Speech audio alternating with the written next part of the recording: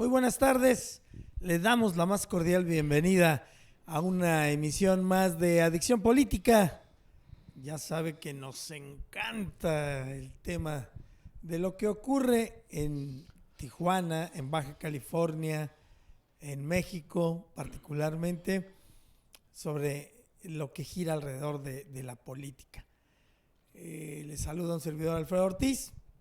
Hoy tenemos de invitado nuestro colaborador de los martes, José Carlos de Arcos.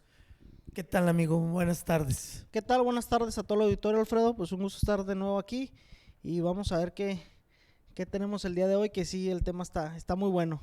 Claro, ¿no? Digo, de antemano los que son adoradores de Andrés Manuel López Obrador pues, se van a enojar. Pero bueno, pues así es esto, ¿no? Digo, el tema público se tiene que forear, se tiene que debatir. Habrá quien esté a favor, quien esté en contra. Y en este caso, como siempre lo hemos reiterado y dicho, aquí se generan opiniones y usted decidirá si está de acuerdo o no, pero que sirva para la discusión pública. Obligada referencia al tema de Culiacán y lo que ha pasado días después. ¿Cuál es tu análisis? Sobre todo, y déjeme subrayar, antes, José Carlos de Arcos está en una fundación que ya presentaron un primer corte con los resultados de la incidencia delictiva en Baja California.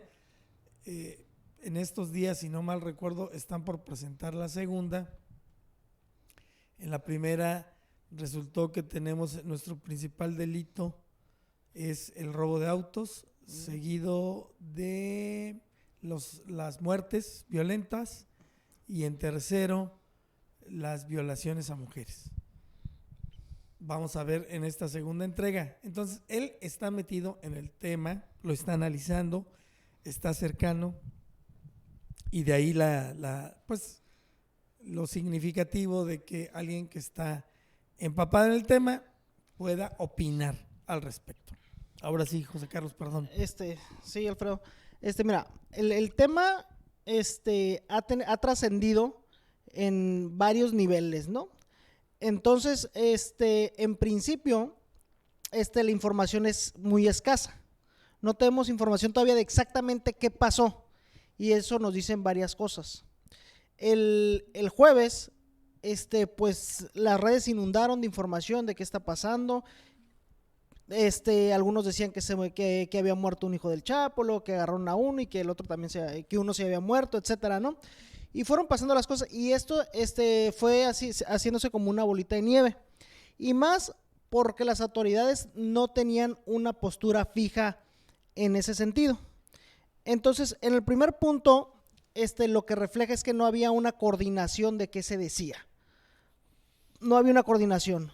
Por una parte, decían que fue un operativo y que se iban directamente a atrapar o a capturar al hijo del Chapo, ¿no? En el segundo punto decían que no, que iba un convoy de policías y militares y que pasaron por una casa y ahí les empezaron a disparar y ahí se originó todo, ¿no?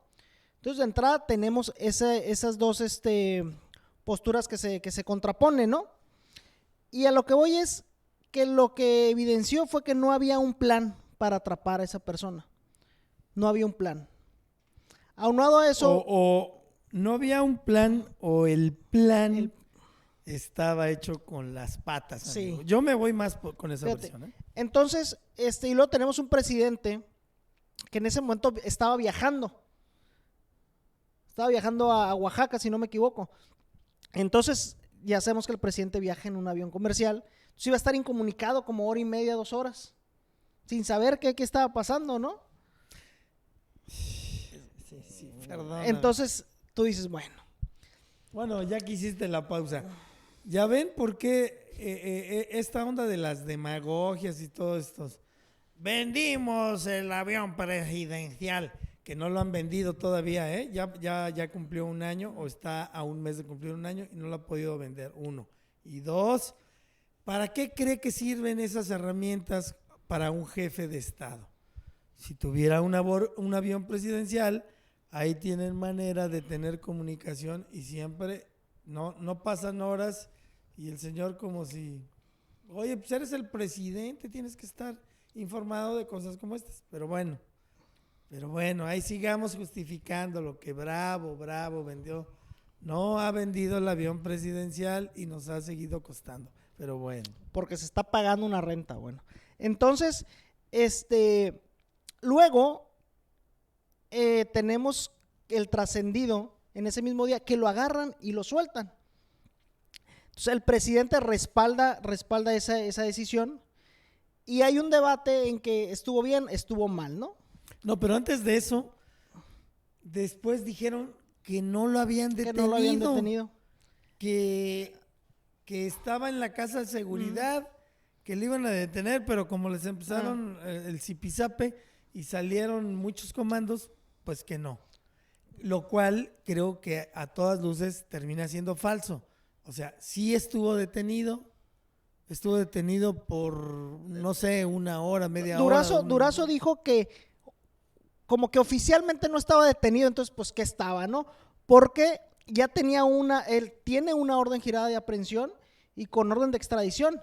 Entonces, en el momento que una autoridad lo captura, como en este caso pasó, el único facultado para ponerlo en libertad es mediante una sentencia de un juez federal, cosa que no pasó. Pero ahí empezamos con el dilema, ¿no? De que estuvo bien o no estuvo bien, porque fueron a atacar la base militar donde dormían, que según también habían amenazado a las familias de los soldados. Entonces, en ese dilema que dicen muchos, más vale la vida de muchos a atrapar a un delincuente. Entonces yo diría, ¿cuántas vidas no están en peligro todos los días por tener delincuentes como esos fuera? ¿No? Entonces, pero supongamos que ya se tomó la decisión y se la compramos al presidente, ¿estuvo bien? ¿Por qué no decimos estuvo bien esa decisión? Pero para que esa decisión se tomara, se tomaron varias decisiones equivocadas. La primera, una mala planeación en el operativo. La segunda, no previeron lo que podía pasar. Y la tercera es, ¿por qué seguimos tratando de combatir el crimen así? Que en principio dijo el presidente, pues que ya no va a ser así, que no va a ser echando bala, ¿no? Que yo ahí tengo mis reservas, porque en ese momento, si bien la política de Andrés Manuel es no tirar balazos, abrazos, no balazos, y más porque va en contra de la postura de Calderón, que fue echar bala, ahora sí que yo digo a lo tonto, ¿no? Pero si bien no se trata tampoco de echar bala a lo tonto como lo hizo Calderón, pero tampoco de estar amor y paz todo el tiempo. Porque el jueves, en ese momento ya estando ahí, ese era el momento de echar bala, ni modo, así estaba. Y si el gobierno, el Estado, que es el único que debe de monopolizar, que debe y tiene que monopolizar la fuerza pública, no lo hace valer cuando se tiene que hacer valer como lo fue el jueves, entonces, ¿de qué estamos hablando? Entonces ya nos están chantajeando, al Chapulín, ¿no? Colorado, con esa frase de ¿y ahora quién podrá defendernos? Porque si el Estado renuncia a una de sus principales facultades, como dices tú, que es ejercer la fuerza pública, la violencia contra aquellos que se salen de la ley, y si ellos dicen, no, pues pero ahora son abrazos y no ejercer la ley, pues entonces ya ¿a quién se la vamos a pedir? Creo que ese es el tema de fondo. He platicado con algunas personas y decimos, ok, vamos a comprar la versión del presidente de que se evitó una masacre. Ok, está bien, la compramos. Pero, ¿y después qué pasó?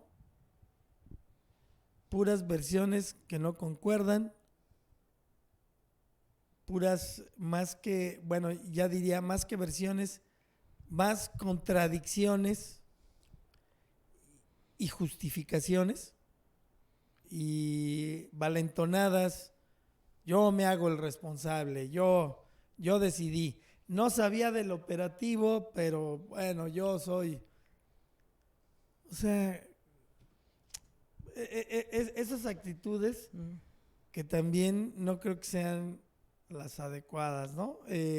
La de hoy en la mañana fue: mis detractores o los conservadores me hicieron lo que el aire a Juárez. O sea, después de una serie de errores, hasta la jactancia, porque eso es una jactancia de, ya ven, mis bonos no bajan. La cajeteamos, pero yo sigo siendo el favorito de la people. Pero mira, y sí, la gente empezó a comprar esa idea, y precisamente por eso es que yo digo, ese era el momento, ya estaban ahí, echar bala y que se vayan los que se tengan que ir, para que deje un presente de que aquí nadie va a pasar y aquí el que debe de imponer el orden es el Estado. Si hubiera hecho eso, los mismos que ahorita están apoyando la idea de haberlo dejado ir al hijo del Chapo, lo estuvieran aplaudiendo, lo estuvieran aplaudiendo. Luego lo peor, que a mí se me hizo ya lamentable, ya ni de risa, fue la conferencia que dio el abogado del Chapo, que palabras textuales decía que gracias a la prensa fifí esto se volvió más grave, que porque lo estaban malinformando. Entonces, pues ya decimos, pues de qué se está tratando esto, ¿no? Entonces, yo creo que este punto, esto que pasó debe ser un punto de inflexión para que el gobierno se siente y reflexione, porque si tú me dices que el gobierno, Andrés Manuel dice que se sienta todas las mañanas con su gabinete de seguridad, pues que digan en qué se está reflejando. Y si va a caer responsables, que creo que ya despidieron al que estaba a cargo del reclusorio, al director del reclusorio, donde se fueron 31 personas, pues ¿por qué a él y no a Durazo, no? Que muchos dicen que renuncie Durazo, que la culpa es de Durazo, que renuncie. Yo digo, está bien, pero el origen, ¿quién puso a Durazo? El presidente. Y si el presidente puso a una persona que aparentemente, los números lo dicen, es incapaz de establecer, diseñar, implementar políticas públicas en materia de seguridad, pues que se vaya. Entonces, yo creo que el presidente le debe de pedir la renuncia, o por lo menos Durazo debe de hacerse un lado, Y por ahí salieron algunas encuestas, yo me centro en la de Reforma, que a lo mejor me dicen que no, porque Reforma es fifí, pero por primera vez en un hecho concreto como ese que pasó en Sinaloa, ya no, sí todavía tiene una aprobación, pero no en comparación con la aprobación general que tiene, ¿no? Entonces ahí vemos que en un hecho concreto sí la gente no lo aprueba tanto, lo sigue aprobando, pero no tanto. Entonces, normalmente la popularidad del presidente está como en los 60 y pico, en los 70, pero ya sobre este hecho concreto se acerca más a los 50 y 50, ¿no?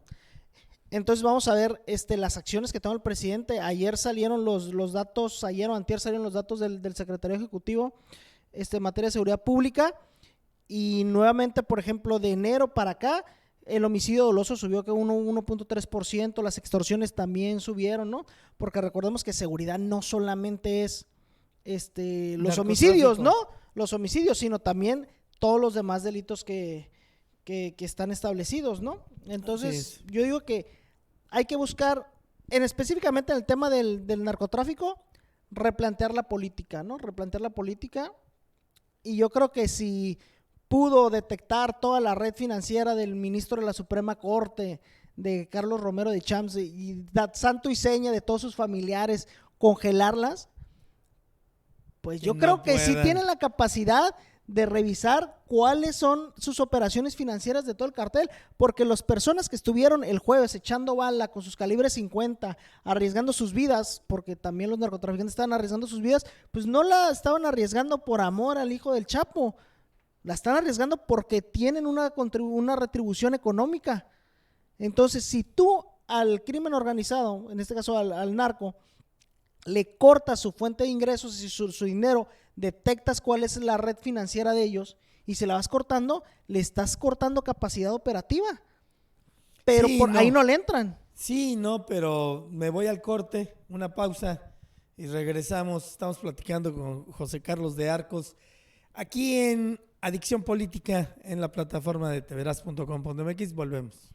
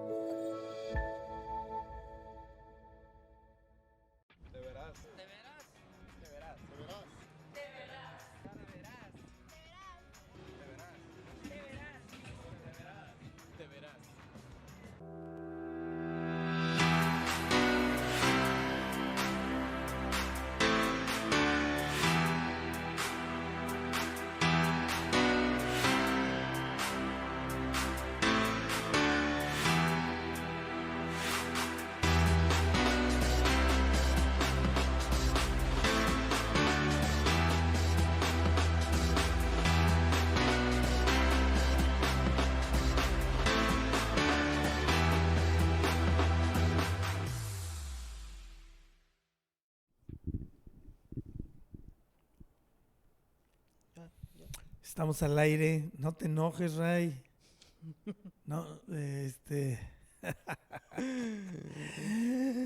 anda uno papaloteando. Bueno, a veces ocurre. Te decía, retomemos el tono de la plática.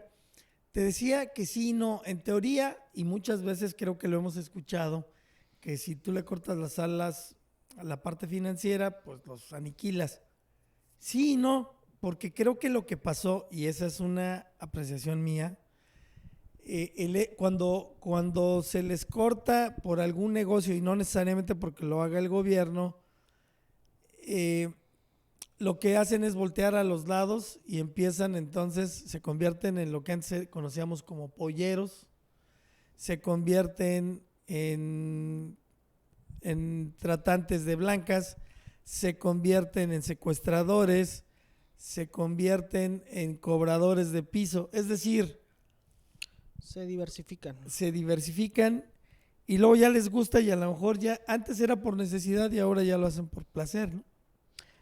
Por negocio. Dicen, oye, pues, si puedo abarcar todos estos, ¿por qué no? Si el gobierno no lo está haciendo. Entonces aquí clave se convierte en esta parte que tú dices de replantear la estrategia, que a casi un año, pues yo sigo sin ver la estrategia, es decir, veo que se creó un instrumento para operar una estrategia, pero no veo, sigo sin ver la estrategia. El instrumento fue la llamada Guardia Nacional, ya está la Guardia Nacional, ya tiene semanas, ya tiene meses, pero yo no veo que haya una estrategia detrás de ellos que los aliente y los haga operar de una cierta manera. ¿Tú sí la ves? No, definitivamente, bueno, tampoco la miraba ni con Calderón ni con Peña, pero fíjate, el tema de seguridad sí es un tema que se ve, que se siente, y no basta con la retórica del presidente, porque tiene el discurso, pero ese discurso se va a estar agotando específicamente en este tema, porque no va acompañado de una política pública, de hechos concretos. Entonces yo creo que el presidente nunca le quiso entrar al tema de seguridad, Su tema era que están saqueando a México, que la corrupción, etcétera, ¿no?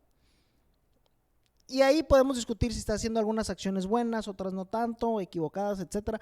Pero en este punto en específico no hay una claridad como si la hay, por ejemplo, en el combate a la corrupción, aunque nada más sea la corrupción de otros y no de los que tiene ahí, pero sí hay algo claro, ¿no? En el tema del bienestar social, pues sí hay una política clara, bien o mala, ahí están su pensión a los ninis, adultos mayores, etcétera, ¿no?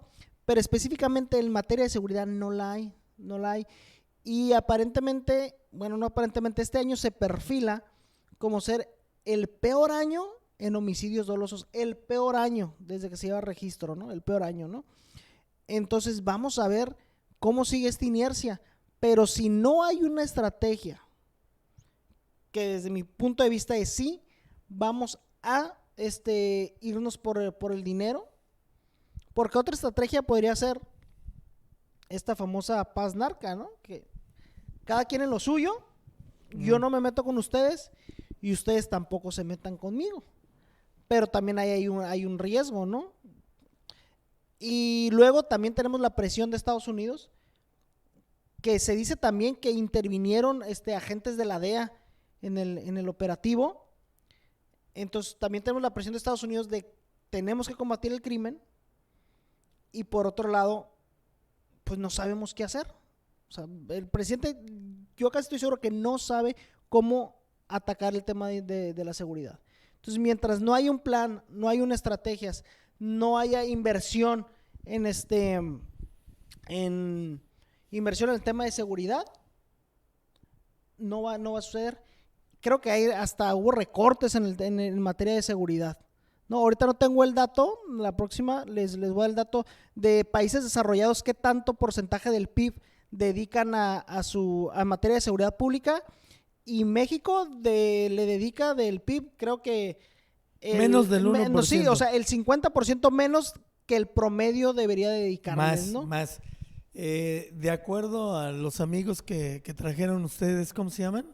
Los del Observatorio Nacional Ciudadano. Sí, cifras del observatorio. Ellos es algo que subrayaban. Ellos también se dedican a nivel nacional al tema de medición de las políticas en materia de seguridad, y decían que los países que no tienen tantos problemas de inseguridad como México, que son los países industrializados, las economías más grandes, le dedican el 3% de su Producto Interno Bruto.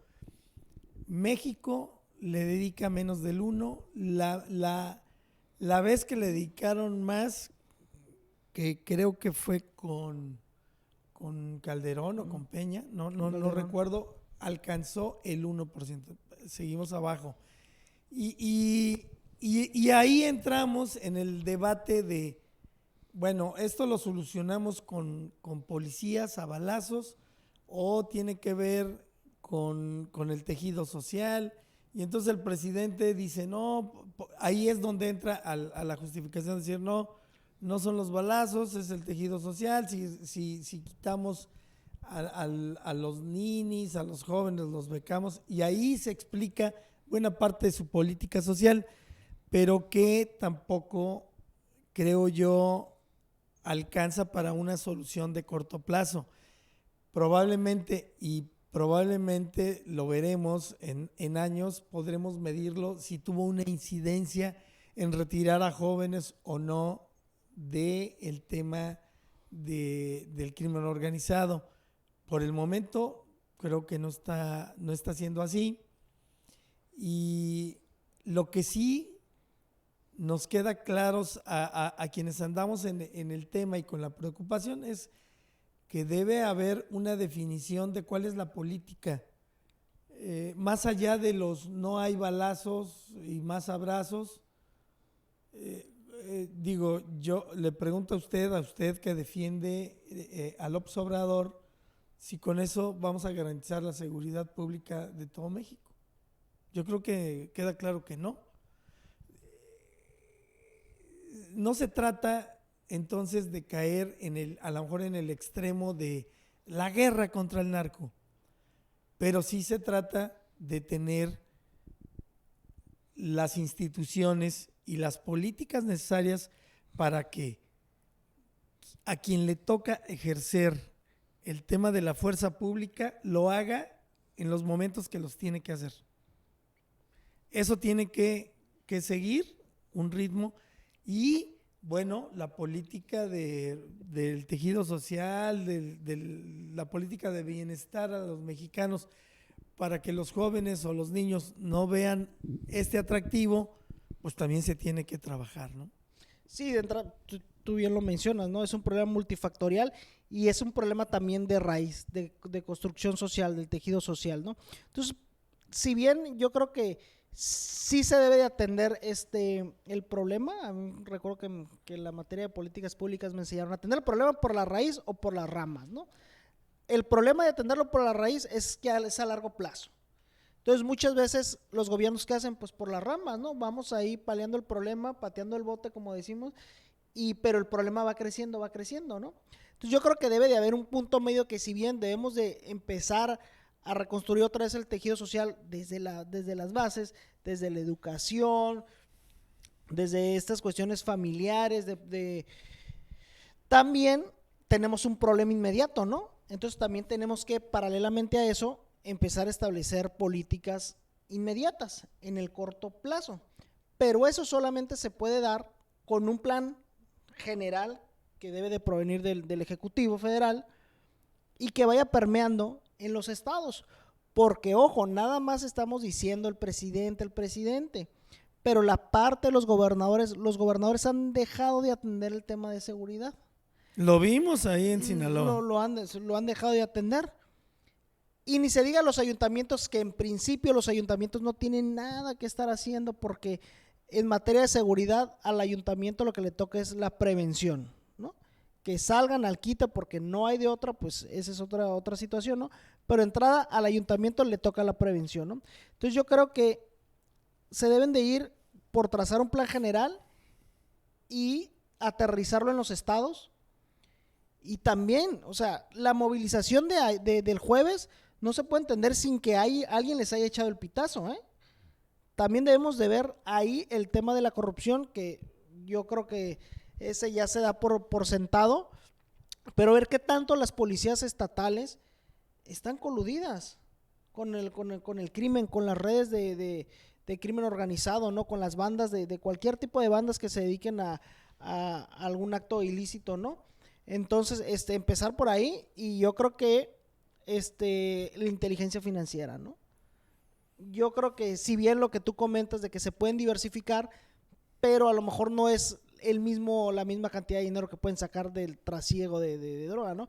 Y hay otro tema que ese ya podemos verlo o no, que es el de la legalización de la marihuana, ¿no? En principio de la marihuana, que no lo han querido tocar. Pero ahí tú, ¿qué impacto crees que tenga? Yo creo que el legalizar el tema de la marihuana va a ayudar, pero no va a solucionar el problema de los carteles. ¿Por qué? Pues porque igual, a lo mejor en los años 60, 70, la droga más importante que México enviaba al vecino país era la marihuana.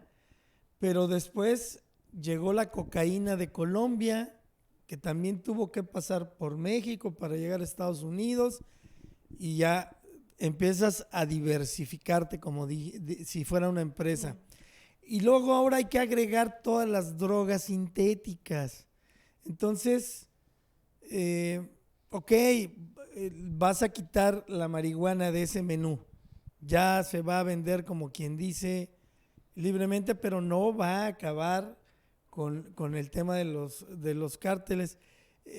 Yo creo que el tema necesariamente lo tenemos que llevar a otros planos. ¿Cuáles? Bueno, creo que hay especialistas que nos pudieran dar más luz, pero sin duda ya estamos viendo que ni la solución que se planteó en su momento Felipe Calderón, que se planteó Vicente Fox, que se planteó Enrique Peña Nieto, por hablar de los presidentes más recientes, porque si nos vamos a los del pasado, pues ahí creo que lo que predominaba era no sé cómo la paz narca. La paz narca, ¿no? Es decir, ellos trabajaban, el gobierno recibía su mochada y todo el mundo contento.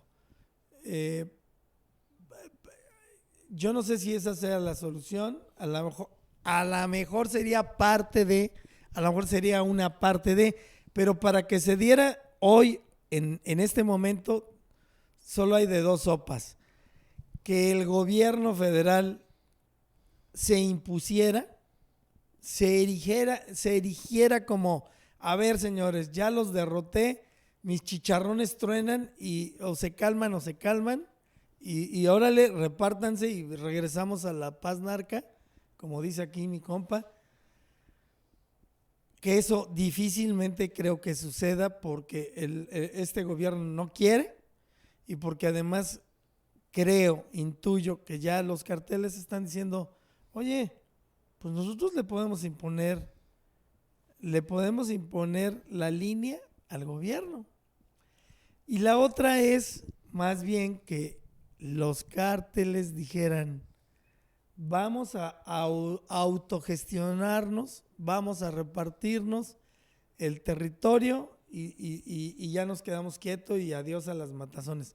Que también yo lo veo complicado y difícil porque hoy en día hay elementos que antes no estaban, antes había códigos de honor, aunque se dedicaran al trasiego de drogas, había códigos de no meterse con las familias, de no matar niños, de no esto, no el otro. Eso yo supongo que por la ambición de los territorios, porque entre ellos empezó a ocurrir cosas y vino las venganzas y esas se hicieron exponenciales, pues eso ya también hace difícil que puedan decir, oye, no, pues ya otra vez somos manitos y cada quien en su terreno. Entonces, está complicado.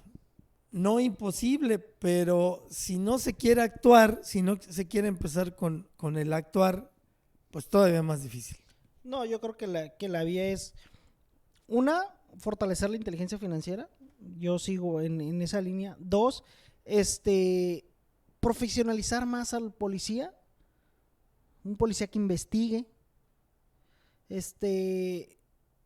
También desincentivar a los jóvenes a que se metan a delinquir. Y francamente, si me dicen a mí, no los desincentivas dándoles 1,500 pesos, 2,000 pesos al mes, 3,000. Les dan 3,000. 3,000 pesos, o sea, no los desincentivas con 3,000 pesos al mes, ¿no? Entonces, o puedes hacer eso y actividades y acciones paralelas a eso, pero con 3,000 pesos al mes, un joven, yo creo que de escasos recursos que nunca ha salido adelante por las circunstancias que ustedes quieran, difícilmente con 3,000 pesos va a decir, cuando el narco le puede dar 20,000, 30,000, supongamos, ¿no? Entonces yo creo que desincentivar, pero esa es una acción a largo plazo. Claro, que además tiene un elemento de glamour. La sociedad, todos, hemos convertido esa cultura como en algo wow, ¿no? Yo creo que eso ni lo iba a mencionar, porque eso sí es lamentable, la Eso otra es parte de la lamentable. sociedad que lo ve a este delincuente como un héroe que se impusieron. Eso es lo malo, que dan la percepción. O sea, si a mí me lo preguntan, el gobierno sigue teniendo toda la capacidad del mundo para aniquilar a cualquier cartel en el país. Ahorita el presidente, con los recursos que tiene, con la información que tiene la capacidad para borrarlos del mapa. Como ustedes quieran, pero tiene la capacidad para borrarlos del mapa. Pero la imagen que dan es, pues no. De que no quieren. El narco es más fuerte, ya vieron lo que pasó, ¿no? Entonces, ese tipo de ideas sí son lamentables, y más yo creo que entre los jóvenes, que yo convivo mucho con jóvenes porque soy profesor, entonces sí hay una idea así de los jóvenes muy, muy lamentable, ¿no? Entonces yo creo que, y ahí vemos, ¿no? O sea, cómo los jóvenes los ven como héroes, ¿no? Entonces, ¿cómo los hacemos ver para que no son héroes, son delincuentes? O sea, que esos delincuentes estén fuera, la gente está corriendo peligro, vidas se pierden, porque una vez me dijo un profesor, para que alguien consuma una raya de cocaína, un cigarro de marihuana o cualquier, reflexionen y piensen cuántas muertes tuvieron que pasar para que llegara esa droga a tus manos, ¿no? Entonces yo creo que sí hay que replantear la política en materia de seguridad, pero no replantearla solamente en la inmediatez. Sentarse, reflexionar, y si bien una política de esa índole no se ve reflejado en los 6 años. Por eso ningún gobernante le quiere entrar a los problemas de fondo, porque sabe que el que se va a alzar con la coronita o el que va a levantar la mano se va a llevar otros periodos de gobierno y ya no van a estar. Por eso prefieren ir pateando el bote con el problema, medio solucionarlo, ¿no? Pero a diferencia de otros temas, el tema de seguridad no se va a resolver ni con percepción, ni se va a resolver con discurso. Y aparentemente el presidente creo que es lo que quiere hacer, el discurso. Porque cuando le meten el tema de seguridad, descalifica a los medios, no sé qué día dijo que ya siguiéramos con nuestra vida normal, que ya había pasado, que pensemos en cosas buenas, que él había visto el juego del béisbol y se la pasó muy a gusto el fin de semana. Pues mientras él se la pasó muy a gusto el fin de semana, pues hay gente que sigue muriendo, hay gente que sigue inseguro, que tiene miedo de salir de sus hogares, independientemente porque lo vayan a asaltar, o, digamos en el mejor de los casos. En el peor, pues ya sabemos, te puede salir una bala y te mueres, porque si bien salió un comunicado de prensa del abogado del Chapo diciendo, pues es que el objetivo no eran los ciudadanos, el objetivo era liberar al líder, ahí a ese joven, y recuperarlo, pero no queríamos matar a nadie de la población, porque dijo todavía, porque hemos aprendido a convivir. Imagínate, hemos aprendido a convivir. A la gente ya se le hace normal ver a gente con armas largas, en camionetas blindadas, pero supongamos que no los quieren matar, pero en el fuego cruzado los matan. Así es. Y bueno, o cambiamos todas las leyes y cambiamos todos los conceptos y ahí no la llevamos. José Carlos de Arcos, muchas gracias, amigo. Alfredo, un gusto estar nuevamente aquí. Nos vemos dentro de 15 días y un saludo al auditorio que nos está viendo. Gracias. Gracias también a usted. Es tema que nos debe quedar para la reflexión. ¿Qué sociedad queremos? ¿Cómo debemos resolver el asunto de la inseguridad? Que no lo vamos a resolver en poco tiempo. Llevamos décadas y lo triste es que cada vez es más cruento, es más difícil, pero por eso mismo tenemos que atender ese problema. Gracias en controles técnicos a Raimundo Rosas, un servidor Alfredo Ortiz. Mañana tenemos una cita en Adicción Política. Gracias.